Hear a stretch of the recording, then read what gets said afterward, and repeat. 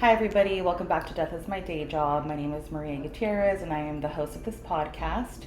And today we're recording from Dutton Estate Winery here in Sebastopol. And I am here with Janessa. Hi. I'm very excited to have her on the YouTube channel today, or the podcast today. So thank you for coming out. You're welcome. You guys know a little bit about the podcast. We're into a few episodes now, and those who have followed and subscribed, thank you so much. We appreciate your support. We've had a lot of requests to get some different visitors on the show, so I'm very excited to have Janessa today. So Janessa, tell us about what you do for those who do know you and don't know you. Spill it to us. Mm-hmm. So my name is Janessa. I am a queer comedian, psychic medium. I actually have an office in Santa Rosa, and I've been doing psychic mediumship work professionally for the last 6 years. As a business full-time for 5, and I couldn't be any more grateful for doing what I do. I talk to dead people. I don't do tarot or any of the other things. I just talk to dead people since I was 4. Point blank period. Talk to dead people. Yeah, so when I met her, I was like, wait, I love this aspect because I have so much insight to the end of life, even hospice especially, into what happens when you pass away and cross over. And so we connected. Yeah, so this is, I think, the perfect opportunity. And I don't know why I didn't think about this before, because I know that we had met at an event last year, but we reconnected recently at the She Can Club. Yes. So if you guys follow me on my socials or follow She Can. on YouTube, seriously, follow her. Hillary is such an amazing person, and she is everywhere. But when I tell you, like, she can connect you to who you need to be connected to, like, she's such an amazing person. And everybody at her groups is just, like, as amazing. So definitely, if you guys have been curious about it, I did make a reel. Just reach out to her, come to the next event. It's a great community of women supporting women. And it doesn't matter what age, what sex. I mean, it doesn't matter what sex the She Can Club. But it doesn't matter what age you are, what sexual orientation you are, what race you are. It's an open space for women to connect and feel safe. Yeah, you definitely feel safe. You can definitely meet some new friends. So check it out. We'll put the information on the YouTube video as well. Awesome. Okay, Janessa, so tell us a little bit about what you do and how we work with each other, how hospice and, your job profession kind of align. No problem. So in my industry, what I do for a living, talking to dead people, I have been pressed with the question quite often about the end of life care, especially those who are taking care of elderly people or people who are not elderly, who have dementia and Alzheimer's or end of life care. And I think a lot of things that we experience are earthbound problems and earthbound issues. They're not quite spiritual. And so, for instance, a lot of people lose their parents the last year or their spouses the last year of their life in dementia and Alzheimer's. And they have a lot of guilt association to feeling fed up or feeling overstimulated, underappreciated, exhausted. Is it ever going to actually end? Oh, I feel bad for saying that. You shouldn't feel bad for saying that because the person you're dealing with is no longer the person you ever knew. In fact, they don't even know who they are necessarily. And when they cross over, in fact, it takes them, besides suicides and murder, crossing over for an Alzheimer dementia patient at the end of life, and when they die and they cross over, takes forever because their life when they were alive is quite similar to the life of the afterlife. So they'll come to me when they're worried about, am I doing the right things? This person's in hospice. I feel extremely guilty. They're going to a home, but they're at home, they're violent or they're non-responsive, and I don't know if I'm giving the right care. I feel like I am, but I don't know I am. And I'm like, put them in the home. Put them in the home. They're not going to know anything different. If they have a spurt of reality, that will only be a fleeting moment. It won't be a permanent thing. And I think that a lot of the times it's so misleading for family members because they see that moment. And I think a lot of people that listen to this podcast, whether you're a clinician or a family member or a caregiver, you can kind of relate to that. It's like that clarity moment where they think, oh, okay, maybe dad's getting better, but then it only lasts for a few minutes where they're kind of lucid. But it could be very misleading for family members. It can, and people get really guilty about it. And when I do timelines with people, I recognize with spirit, they showed me the last 4 years especially, that there really isn't a timeline. Like our time and their time are different. Why do they know things highly specific? Are we allowed to swear on this podcast? You do whatever you want. Great. So I am a fucking cussing medium, okay? I'm going to play this right. We'll put the little parental advisory warning sticker over. No, I'm just kidding. Warning, this is on brand. Fuck the government. Okay, so for me, it was like, I see these people who are extremely sad, and I'm like, put them where they need to be. They're going to be okay. It's a temporary thing, but they still feel those little twinges of like connectivity to that person. But they really, the ones who've crossed over, they come back to me and they're like, it was very hazy. And the way they reconnect with them when they've crossed over is by tattling on them. So it's kind of fun because they're free from that. It's like ALS and MS. Oh. Like they're confined, whether it's usually body, whether the brain works, doesn't work. They have all these earth memories prior that are built up and condensed in this body. And then you have limited ability to communicate on top of everything else. Whether your brain remembers you can't speak it or vice versa, or the body doesn't work anymore, so the brain's still working. It's extremely sad. They're horrible diseases. Yeah. Oh my God, ALS is just like, before I got into this profession, the last thing I remember hearing about ALS, sorry, just like getting No, please, go ahead. Topic, was like the ALS challenge. So remember the Ice bucket challenge, yeah. And it's kind of like it was going viral. People were like doing this ice thing just to do it. But it's like when I came face to face with a patient who actually had it, and it's been many. It's a horrible disease, you guys, and it's just like I want to bring more awareness to it, just because it's like you're still there, you still have that mental capacity. It's like your body literally is just shutting down, and you're still of sound mind, and it's just so horrible. Yep. So what does that look like on a spiritual, like how? I mean, I can only go off of what they show me, and I can only go off of what I've experienced. And I had a stroke at 38, and when I was in the hospital, my best friend, so I had my ex at the time with me, and I think that was at that moment because I was rushed to the ER. And I remember being there, and as the strokes were coming on, I would have it and they would go away and come back. I was incapable of communicating with anyone in the room. So I was laying there and like half my body was like going like this, and then it wouldn't stop, and I couldn't move anything. And then my face would droop, and I'd go to a side and I look over. I remember looking at everybody and being like, what if this is permanent? Like, what if this is my life? And I had to accept it at that moment. The good thing is my body was young enough to fight back. But if I can have just a split second to have the lens of exactly what someone in MS or ALS or even Parkinson's is going through in that temporary time, it was life-changing. I can't say I can 100% empathize with somebody. I empathize naturally, but if I had ALS, I would empathize in a different way. I'd empathize on the same exact path. But I can empathize at some level where I was like, I can see them and go, for that split moment I had that. And that was terrifying because you don't have control over natural abilities. And so, yeah, I mean, and then you have people with Alzheimer's who they have that recognition that they didn't eat today, or they really don't know if they went potty, or they sold themselves, or something like that happened. And you see the disappointment in their face because once they hit, like I tell clients a lot, once they hit a certain level, and once we've went into a space of like, okay, on your timeline I see that in November we're gonna have the secondary setback in the health of your dad.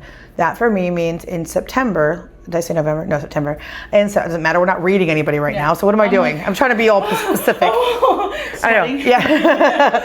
That in September, yes, in September, like if that's the case, and by September, all of a sudden they are like, oh, I ate breakfast, but there's no dishes. Or they have a Monday through Saturday or Sunday pill container and all the days are full, but they swear, they believe that wholeheartedly that they did take their medication. They just forgot. Or they leave the fire on the stove, or they really realistically can't figure out where the car is. There's no car for 2 years. So then that's when, for me, you've hit the next level. And then you have to reassess the condition of the person. So, okay, so now we're never going back. So what do we do now for safety? Sometimes it is going into a home and people have guilt association. There's a lot of things when you look at spirit versus earthbound memories. They really don't care. They don't care what you sell. The whole point of making money is for generational wealth. So I had a client whose mom and dad died. They had inherited land from the age of the gold mining age, so people who went across on the wagons, and they had established beautiful property up north. It's unbuildable. So a mining place wanted to buy it. They were going to give them like $1.8 million.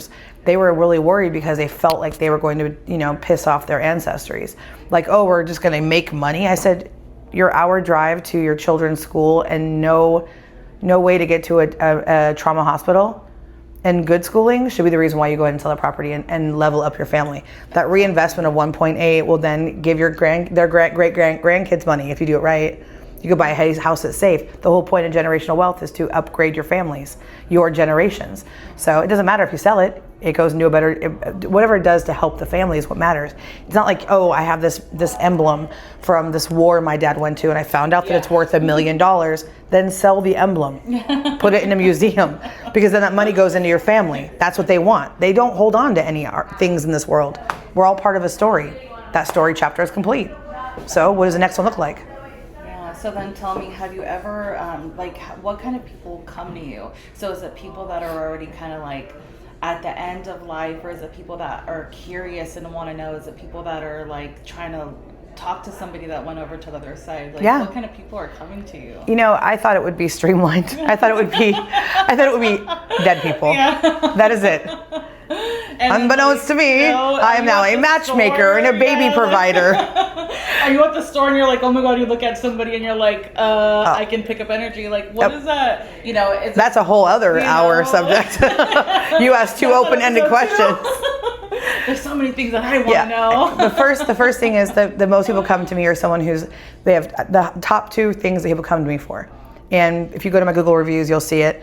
So go to Google reviews. You cannot erase those unless you find out someone's spam. I do not make my own. They are literally just people who want to. They had the reading, they got the review option, and they made it on. They can do a 4-star, they can do a 1-star, they can do they don't play. So there's no adjustments on that. Yeah. What you see is exactly what I do in my office. So don't look at my Google reviews, by the way. Go to her Googles and make some reviews. Shit. So I think the people who come to me are one of 2 things: guidance, right? Massive guidance. In fact, one of the jokes that was recently said in a group reading was 3 days before this group reading, a lady came to me and I told her that her husband must drive for a living or do a lot of driving, and his eating pattern isn't very good. In fact, he's had some bowel issues. And I feel like if he doesn't get things in order, and I think it's an analogy, like I'm joking, and it's like, oh, he might shit his pants. Like, that's how bad his bowels are. The next day, he calls her and he says, oh my God, I'm in my work truck and I shit my pants. How do they know this? That's highly specific to something. Why can't, this is my thing. This is my bitch with spirit, and my only bitch with spirit. If you can throw a penny or leave a feather or make me pay attention to a dragonfly or whatever, collectively, let's get the trillions of dead people together and handle business where things should be handled. That's my skepticism of my own job. Is if you can do this, that, and the other, and then I recognize we're all human. And we have to experience tyranny, and we have to experience pain and sadness and pleasure and lessons in order to upgrade and elevate our energy. So who comes to me? Those who've lost somebody, whether it's tragic or not. I do a lot of cold cases. I did them growing up. Oh my God. Yeah, my dad was a homicide detective, so I would take his cold cases and give him what I was being shown in the cold cases, and then have him pull his evidence from what he had at the office, bring it home, and then compare what I was being shown to what the evidence was. And we did. One of the major cases was Sarah Hutchins, and she was killed in her apartment in Santa Rosa. And when I was going over I think I was 12 or 13, and I was going over the photos, which were pretty gruesome, and they didn't bother me because when they're dead, there's no soul. So for me, this is just the carcass we were given, and we can nurture it or we can hinder it. It's up to us. It's given from a birth on. Even defects can be lessons and experiences that are meant.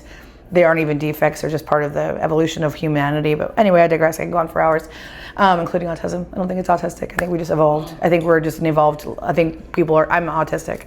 So I have neurodivergent, I have clinical anxiety and clinical ADHD. So anyways, I'm just saying, I think we're all part of an evolution. Episode 2.3. Episode 2.3. Number 8, B12, indent C. That's who comes to me. And then the other thing is, what was the question you asked? Oh my God, it was, wait, we're going back to Sarah Hutchins. You were looking at the videos. Yes. Or not the pictures, right. I'm so sorry. Yeah. I have ADHD. Now we've explained this. It works. It works really well. Okay. I actually had a download for a movie that I think will be a humongous sale that I sent to my producers, 3 of them. And now we're in talks because they're like, that's amazing. That's what the hell? Right, and I was like, you're done right here. Anyway, so Sarah Hutchins. So in the when I was doing the little girl reading, and I was like, well, I trust her. I trust you, person who kills me. I trust you. By your lapel, I don't think I used the word lapel at 12. What? Yeah, like I trust you. Like I opened the door, I would allow you in. Police officer, fire, police, EMT, military, maybe somebody who like runs the facility at the apartment. I don't know. So again, the DNA was mid 90s. It wasn't very good DNA back then. So in the 2000s, I believe, my dad resubmitted the DNA. Now my father I'm telling him as I'm reading the photos, and I'm adopted, he's my adopted father. I was reading them to him and he's like, why do you think, and I think maybe a cop killed her. Oh, and he's shit. like, why would you think that? And I was like, I don't know, because I trust you. Like whatever I'm seeing unequivocally is a trust factor. I shouldn't have to worry about you. And it feels like it's of authority. So fast forward, 15 years, DNA is resubmitted. The case was actually kind of pitched from cold cases on like Discovery or something. Oh, cold case. Yeah, the mom didn't want to do it because they didn't want her daughter's end of life to be a shit show, like for people to talk about. That's understandable. And I'm like, yeah, I get that. Money can never bring your kid back. So if it's only money you're getting from it, and unless it gets solved in your lifetime, then you can't even guarantee that. So she passed away, the mom passed away, and DNA comes back. It was her security guard.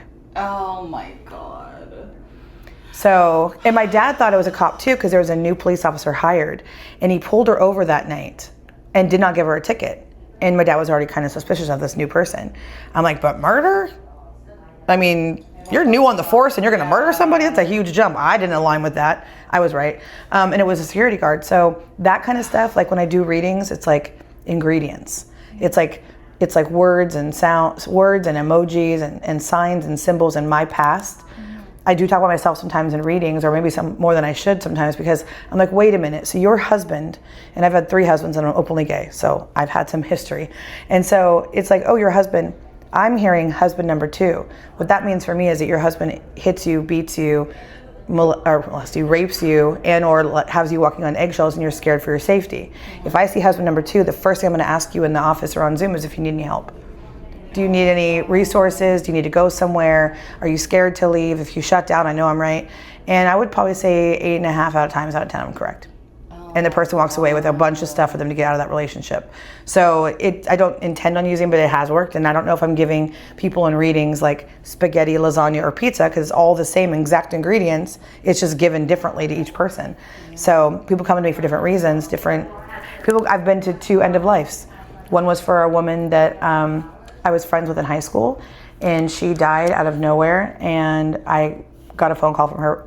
I seem to get phone calls from people before they die a lot. And they're always friends of mine, and I'm always at a place of like, I have to let nature do what it has to do. I can't save anybody. I can help you ahead of time.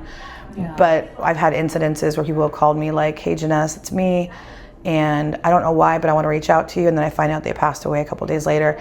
And I think I don't receive them or even check the voicemail on purpose. I don't do it on purpose. I think spiritually I'm distracted and busy, and then days later, and then I find out they passed. I'm like, wait a minute, didn't they call me? I'm like, and they wasn't looking for help. No. They just felt like they were in the hospital and they didn't know if they were gonna be okay, but pretty sure they were going to be. And then they call me and then they die. It's very odd. So I've been in a fuffle. I've been in a fuffle. It's like a Furby threesome. A fuffle? Come on, sign me up. Like a lion and a tiger and a human get together in a fluffle. We're gonna put a poll in the chat. If you've been in a fuffle, please respond.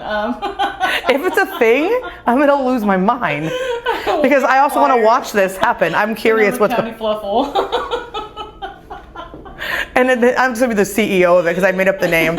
Are you partaking? No, I'm not, but I will watch. We are at a winery and we are drinking wine. Well, I'm drinking wine, so yes, a fluffle might happen.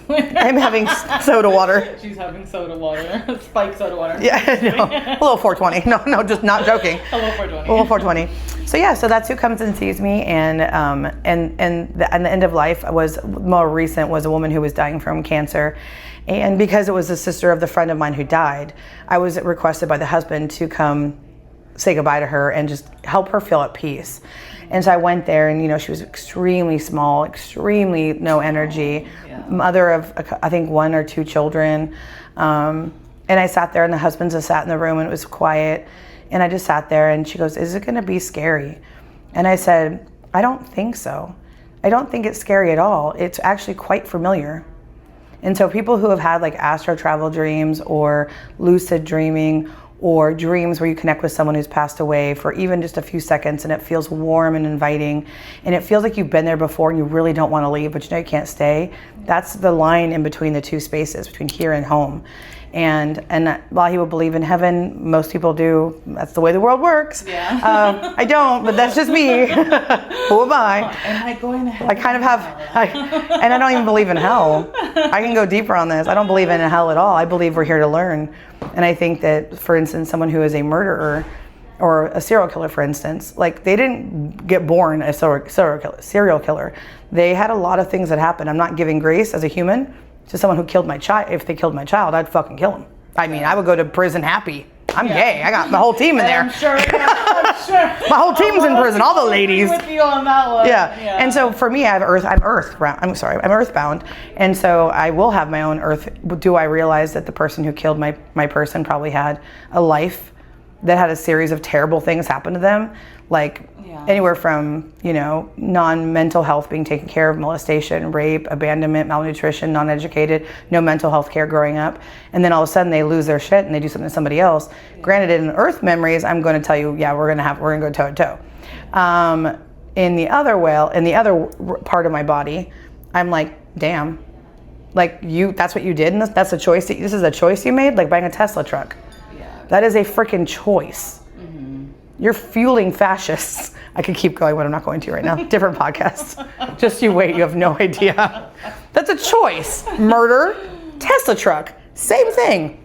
Sorry. Oh God, but I see where you can, like, you know, see that correlation. It's like you're making a choice, but what happened in that person's life. Right. And that comes up a lot. You see that in these cases that you see even like own personal family trouble that happened, which will be another podcast, but it's like, you know, some family members might say, hey, let's support them, and we see why they were like this. They had a rough childhood. Right. But it's like at the same time, you took somebody away that was the opposite of that didn't experience the same upbringing this piece of shit did. You know, like it's like, you know, and trying to see both sides. And I can imagine it's hard for you when you are reading people or seeing kind of like those both sides, right? It's like you're kind of almost torn. I mean, I can tell you that I can't say who it was, but I can tell you that I'm going to give you a rundown, but like it's real quick. It's like Hells Angels, Bloods and Crips, and Mafia and Cartel in my office.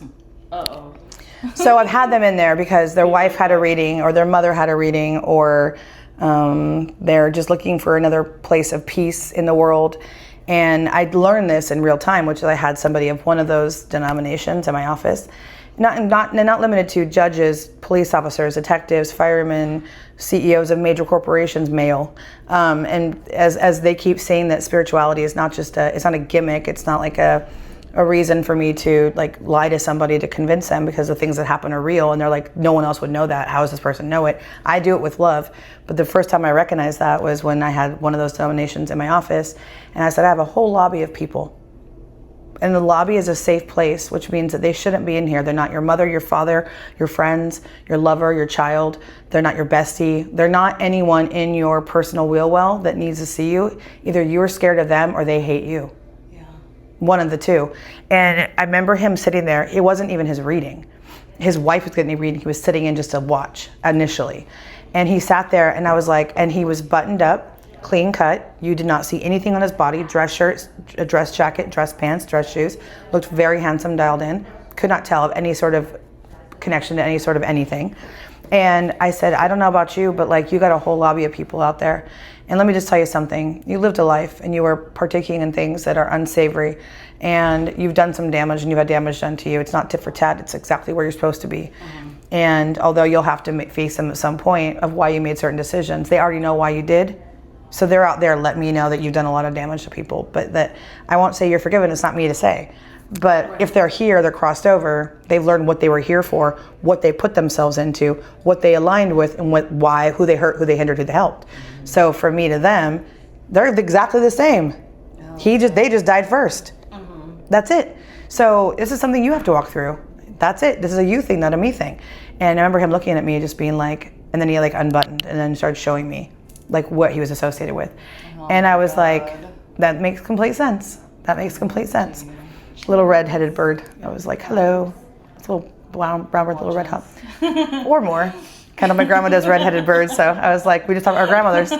We just talked about how our grandmas don't come to us, and I was like, my grandma never comes to me. My mom does, my friends do. I mean, whoever else I can get, people I date who have dead people come to me. And we just talked about not getting signs from our grandmothers, and my grandma loved birds with redheads. She used to have them all over our house. Outside right now. Yeah, it's very light red, but it's still, that's wild. Okay, anyways, next question. Oh no, oh yeah, so let's see, hold on. There's so many other questions. She said 15 minutes. I said, girl, we're gonna be here an hour. It's gonna be part 1 through 7. So on this first part, so okay, Janessa, so let's try to, no, there's so many other questions. There's so many other stories that I feel like we can dive into. And you guys, just a heads up, before we even started recording the podcast, we were having a conversation, and I feel like if you are not in tune with the intunable, maybe this is a sign you guys are listening to the podcast. Janessa is a great person. She's really easy to talk to. And I don't know if it's, because of her job description, but if you guys feel like you're at a place in your life, maybe you're in this type of work with hospice, or you work in the hospitals, you work in critical care, you work anything having to do with death or dying. Or you're going through it. Yeah, or you're going through it. I think it's an important, kind of tell us how you can help us, Janessa. So Sure. This is kind of like the part of the video where, how does this make sense with like hospice and what we're doing with the nurses that are potentially listening to this podcast, right? Well, especially nurses. I want to give a huge shout out because many, many, many times, not just the person who's passed will say things to me or show me symbolization for everything was done right. Take it out of your mind that you missed a step, or you didn't give me the best nurses, or you didn't give me the best facility. And the person across from me always knows I'm right, because it's their own space that they feel like they did something wrong, but it isn't reality. It's just because they're overthinking it and could have had 10 more days or 10 more hours or 10 more weeks, whatever the case is. But nurses, especially the great facilities that take care of these people who are dementia, Alzheimer's, sundowners, ALS, MS, ones went in maybe, and this is just being transparent, ones that went in elderly but not needing to be in a facility, but no one wanted to deal with them, so they dump them off, and then they really are going to go into depression that leads into lack of eating, lack of sleeping, lack of medicating, lack of joy, that puts them into an elder care facility, deeper than they already were, mentally at least, and then early decline. But I guess the way I can help you guys is by letting you know that if you're doing all you can with someone in hospice, if you've literally aligned up all the things that were on the bucket list as far as what the person's wishes were, whether it's seeing them at the end of life, if you walk away from somebody you've been bedside for a week, and the minute you go get yourself like a Diet Coke and you come back, they've died, and you're like, if only I wouldn't have got the Diet Coke. I'll be honest, they show me a lot. They wanted to be alone when they passed. You fucking knew it. You knew they didn't like looking like this. Like their mouth is open and they're like gasping for air and their teeth are out and they look like a skeleton. And you're like, you look so good, Grandma. Like you're so, like you're skinny. Like you're skinny. And I'm like, they walk away and they die. It's because you gave them peace. Like and not like you're a bad person, but they may have a space where it's finally quiet. You're okay. You've done all the good forgiveness and receiving whatever. If you have somebody who has Alzheimer's, dementia, or any of the memory loss stuff like MS or ALS, when you've hit a first or second or third wall, my suggestion is to you is do all the things. Say all the words. Say all the things you need to say. Because as they slip, you're still alive. And I don't want to lose clientele because I'm giving you guys the out. I'm kidding. I'd rather have you guys healthy and happy than I would to have that as a part of my business. But if you can just literally, my grandma ended up requesting her own end of life. And if she would have been honest with me, I would have taken her out. And I was telling her today, I would have taken her out and gotten her scotch and water. I would have got her Virginia Slims, not the ones at the casino. I would have got her a stripper or whatever she needed to look at eye candy, take her to the ocean, get her favorite crab, and just let her exist, and then we'll deal with the heavy stuff afterwards. But if you are with someone, you're going through it, if you are due diligent, caring, loving, and you're trying your hardest, and you're at both ends of the stick are burning, and you're right in the middle wondering if you're ever going to have reprieve, one day you will. And it isn't anything more for me to tell you that I don't want you to ever have guilt when you've hit a wall with somebody who is in the end of life. If you feel like you have guilt, like you've had it run across your mind, like, is this gonna end? Like, I don't want them to go, but I am done. I am so emotionally on the ground, to the walls, no life, nothing, no sleep, no energy. They're in pain, they're sad, they lost it, they're not moving, they're pooping themselves. That's not what they want. I don't want this either.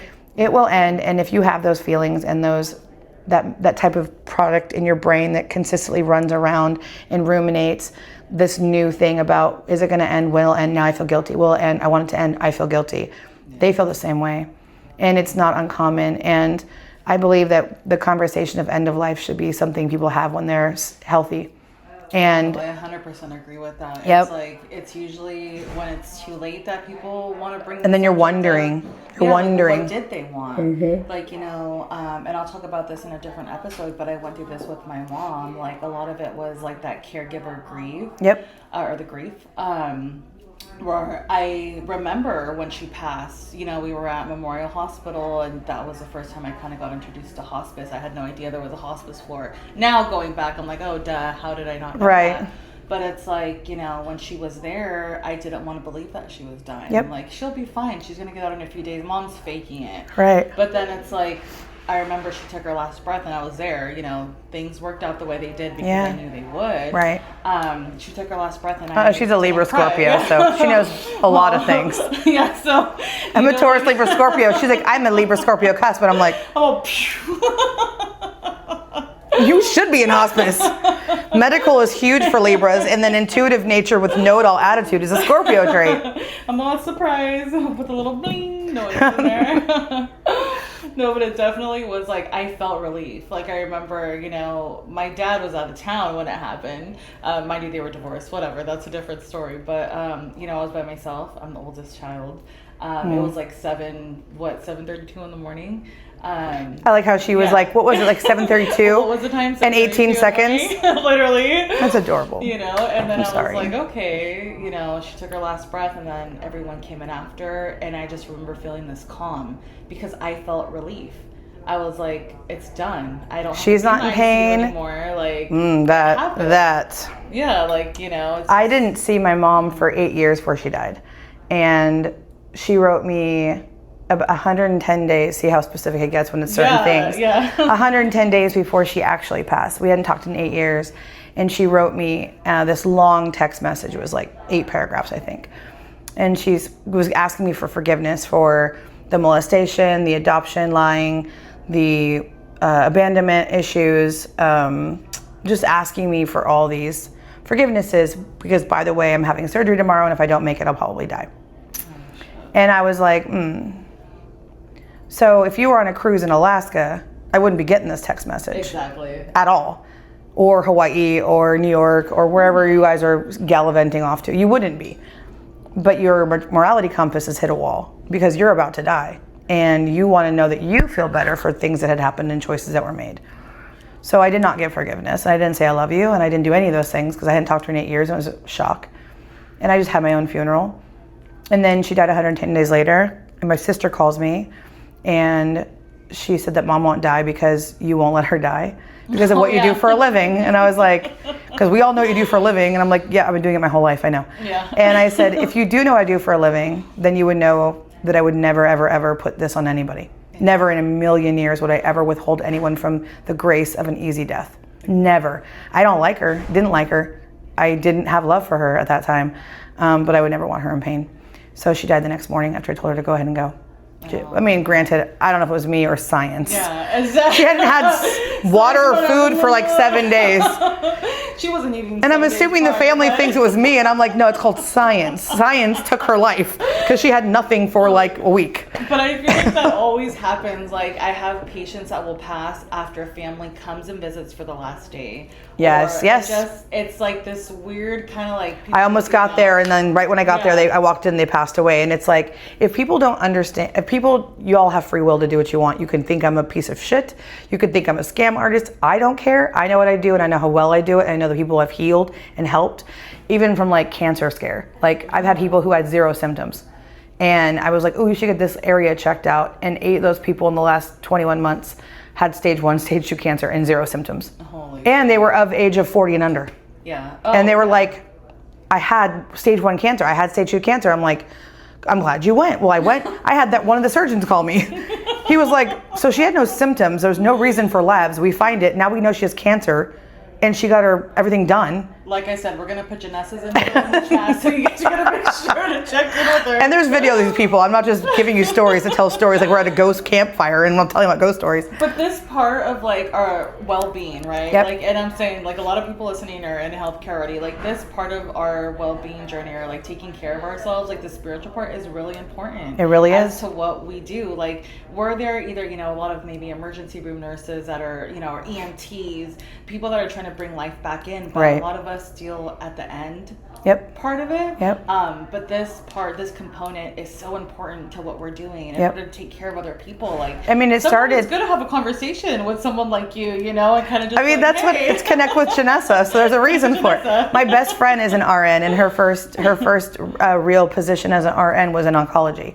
Oh. So, and her dad passed from cancer when we were in high school. So it was like a full circle journey. And then to be, I remember one day she called me and she's like, a Libra.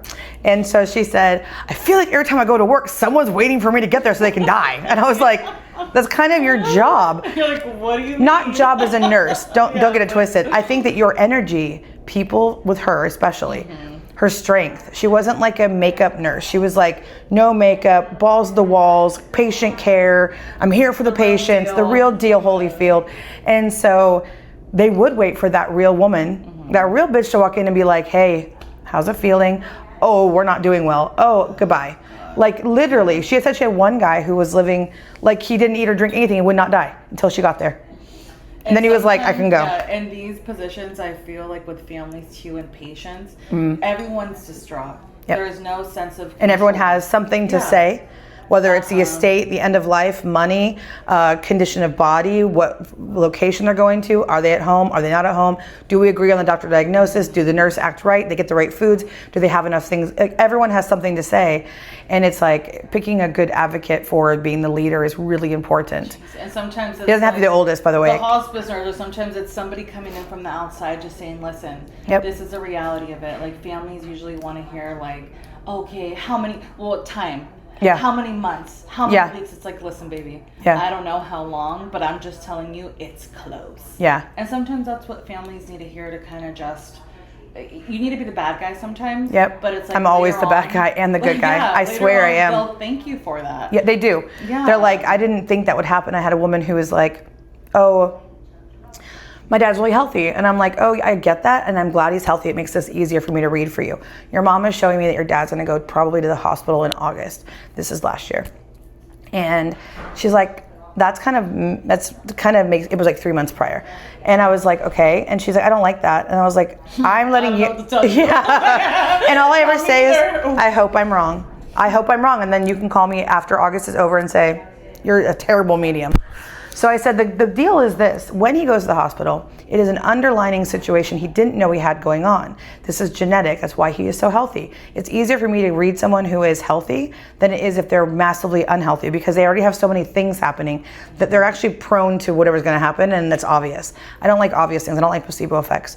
So she said he walked every day for like an hour a day, eats vitamins, supplements, takes vitamin supplements, eats healthy, does all the things, plays pickleball. He's like 80 years old. And come August, and I said, the thing is, when it happens, what your mom's showing me is the symbol of a hospital, the word August, father figure, genetic, not by his actions, like his habits, and that once he goes there, it's very, very scary, but it's gonna be fine. Like literally, it's gonna be fine. August, I get a phone call, someone's driving.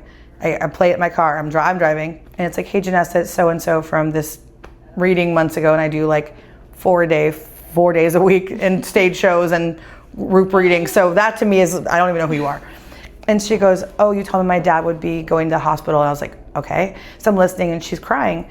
And she's like, I'm almost there. He's in ICU. Oh, shit. And she goes, but I trust you and I believe you and he's gonna be okay. He was out of the hospital and like out of that room in like less than 2 days. And he's okay now. Oh. So at least when she got the call, it went right back to her reading. It went right back to recovery. And although she should be unable to drive, she was in a calm space. Oh, good. Because she's like, I am scared, but I'm also hopeful that you're right with the rest of the reading. You're like, I said, bitch, so am I. I was I'm like, gonna pull up the contract right now. And you said, no, I'm just kidding. you signed terms and conditions. I am not a doctor. This is entertainment purposes only. Yeah, no, seriously. But when it happened, it was another notch. It was like, I love what I do. And this goes for, like I said, the hospice care. When I was letting that woman go, I remember just looking at her eyes, and I was just like, when you start seeing, and make sure you say it out loud, the minute you're grasping it, you see people. You see your sister, you see your mother, you see your father, you see whoever else you were friends with who's passed away. Or, I told the family, the minute she's talking to air, the minute that she is her eyes are open and she's following people and she's nodding and she's smiling, completely medicated, you got, if not hours, you have maximum days. It happened to my brother recently. He lost his mom. And so he called me and he's like, hospice is here, they're setting up. And they said maybe the weekend. I said, baby, if Sunday morning, like not even like possibly Monday, Tuesday, we're talking Sunday morning probably. And she died Sunday morning. So, and it was like quiet and still and all that stuff. And I just kind of gave him insight. So when it happened, it was like, you're right. And again, that connects him with our dad, that connects him with our spirit guides and me. Like, I don't know. It's a beautiful hidden gem of us as humans that we don't always activate. All of us have skills. This one does. So all of us have skills.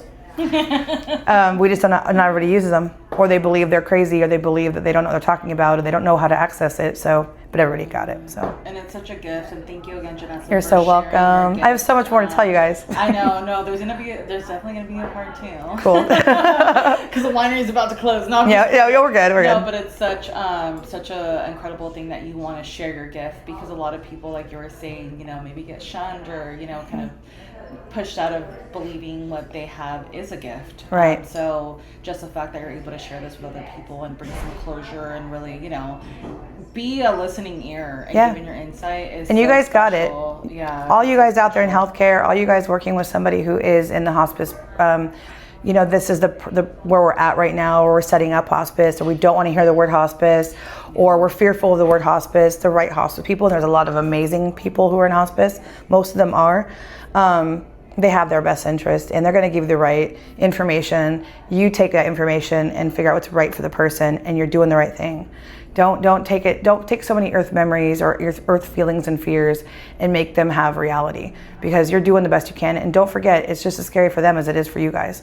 So you're all in it together. It's just a process. Part of our process is dying. Back to the basics. It's like what happens. You're born, you live your life, and then you die. You're born with diapers, and then you die in diapers, and we just full circle. But if you don't want to die in diapers, fill out your pulse. No, just kidding. Your advanced healthcare director, please make sure you get complete. No DNR past the age of 40, because no one's cracking my ribs, and I have to suffer with that too. I'm already past 40, so there's that. So that'll be a conversation for another day. Yes. Oh gosh. It's wonderful to meet everybody. I hope everyone has a blessed day, and I hope you enjoyed the podcast. Yeah, thank you guys so much. And then again, I'll put Janessa's information in the YouTube channel and then on the podcast channel as well. And thank you, Janessa. You're welcome. It was amazing. Great charcuterie over here at Dutton.